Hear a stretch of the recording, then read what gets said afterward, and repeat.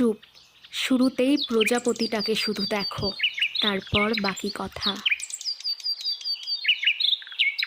আজকে তোমাদের most requesting প্রশ্নের প্রমাণ সহ উত্তর নিয়ে চলে এসেছি।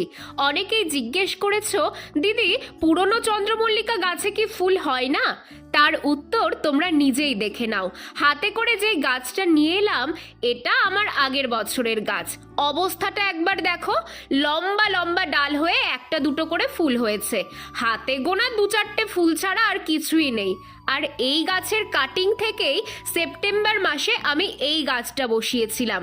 এই 2 মাসেই এমন গ্রোথ আর এত ফুল ফুটেছে যে আমি গুনেই শেষ করতে পারছি না।